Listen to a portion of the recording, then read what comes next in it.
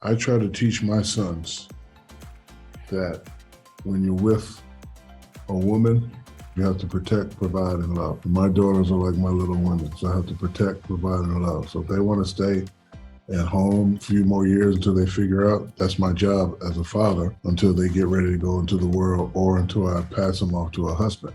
My boys are men. They've been men a long time. The boys understand. They understand it. They do. Growing up, I was the funny disciplinarian with my children. Like the first thing I tell them is like, yes, we are living like this. It's only a small percentage that live like this. Then I take them around the corner to their cousin's house and be like, see what I told you? We're here. We're not going to run away from it.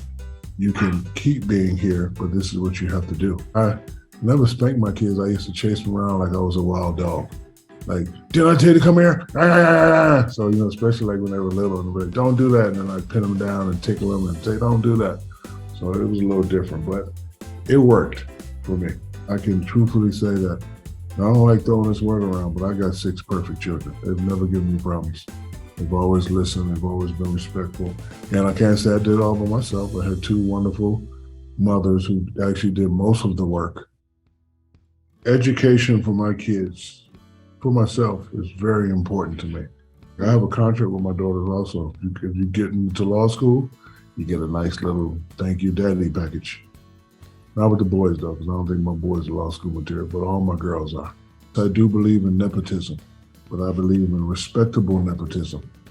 Like if I built a company, I want you to know how to run a company. And that's what I'm trying to teach my kids, like, hey, I'll give it to you, but you're gonna have to give me something back. You're gonna have to show me when I get ready to go into the old folks' home. You have to show me that you can run it. I got 6 kids, just give me 1 or 2.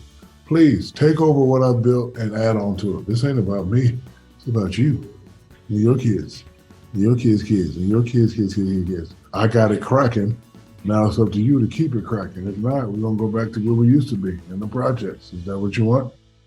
The mission of my foundation is to just help underserved youth achieve their full potential. Boys and Girls Club was a safe haven for me. And luckily, I live right across the street from the projects. Mom would say, because they couldn't afford a babysitter, one of my aunts worked there and said, hey, go over there and stay in there until we get back. It was there that I cultivated the character Shaq. It was there that I cultivated the Shaq that likes to rap and do all that stuff.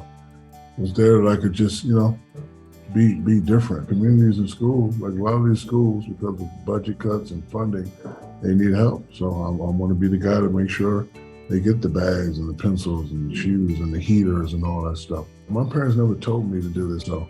I just try to do it, and hopefully they will follow. I never say do this, do this, do this. I just try to lead by example. Now that they're adults, I just tell them, be smart. You got to know what's going on. You got to know that all eyes are on you, and you have to be a leader, not a follower. I love being a dad. I love having real conversations with them. I don't have to be hard on them because they didn't have the same trials and tribulations that I had growing up. When I came outside, it's pat, pat, pat, pat, pat. People on the corner, gang fights, this and that. They don't have that. They wake up, chef, school bus, friends. So they don't have to see that. So I don't have to be, But I always give them a hard look to let them know I'm serious. I'm lucky because they know I love them. They know I support them. I love my babies.